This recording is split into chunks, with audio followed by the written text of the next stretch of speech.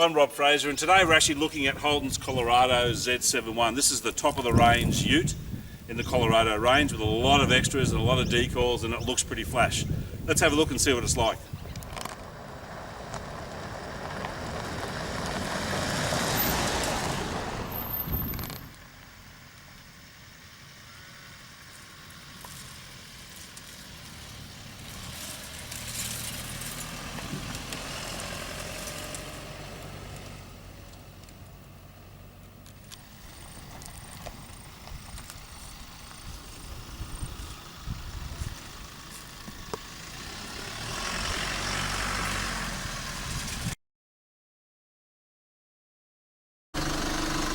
The front seats are generally very comfortable. They're a bit hard and a bit flat, I guess you like, but even though there's no lumbar support in the rear, they do actually support you quite well at the back.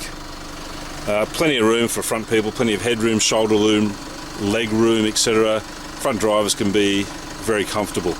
Unfortunately, there's not a lot of room in the back seat, especially with the front seats all the way back. If you move them forward for a normal size driver, then there's enough, again, knee, shoulder, headroom, more for two passengers. The rear seat bench is quite flat. It can be a little bit hard over a long period of time. The seats themselves, however, do fold up if you require that to be the case.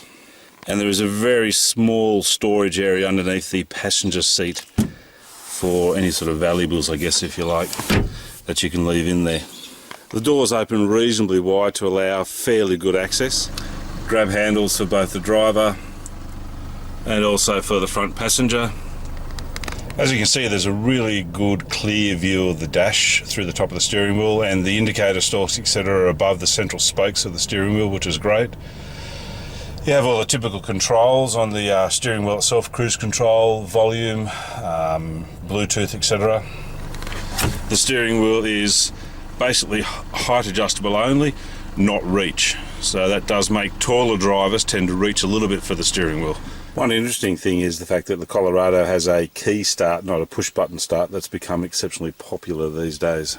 On top of the dash is still, it's a bit of a hard ridge that sits along there, but apart from that, the dash itself is a softer feel. It's not actually soft plastic at all, but it looks pretty good. There's a bit of a storage base sitting on top there. The center stack has a large touchscreen sat-nav screen, along with all the controls. Also has Apple Play and Android as well. The central buttons, I think, is all about fitting in the buttons, because you could easily scroll through those air conditioning controls, but that's okay. And then lower down have all of the safety features: the lane departure warning, the hill descent control, the parking warning, traction control, etc. The Z71 has heated front seats, and then it scrolls through into the on-the-fly four-wheel drive system. There is enough room for two coffee cups, although it does tend to get a little bit crowded, especially with the back one there. It's nowhere near as good as it used to be. One thing I am disappointed about is the fact that Holden actually started this idea of the slide-out bottle holders or cup holders next to the vents, which was a great idea, and other manufacturers have picked them up, but now they've actually stopped doing it. The center armrest console is actually a bit tight, and also the USB port is in there, so if you actually are using the USB port, it will take up a lot of the room. But it does fit your phone and your wallet and a few other odds and sods in there. Glove box itself is of a reasonable size. There are large rear view mirrors, also electrochromatic, but it does not have a blind spot indicator, which is a bit strange, I think. And it has electrochromatic rear view mirror, which is great. One of the aspects of the Z71 is these larger special alloy wheels, which, to be honest, look pretty bloody good.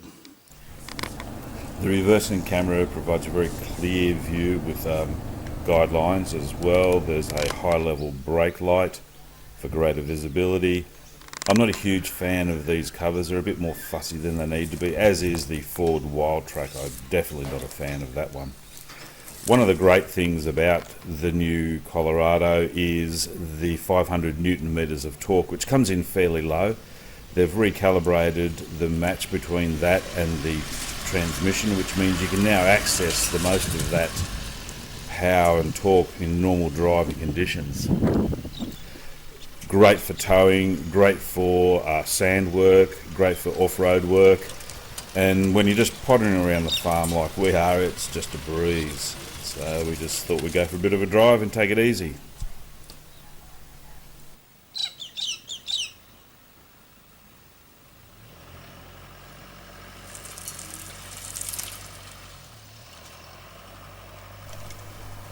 Well, that's it for the Holden Colorado Z71. It's a bit pricey, a touch over $60,000, but it is flash and it looks great. It's got plenty of power, plenty of torque, and plenty of luxury, and more importantly, very safe in terms of the features that it has.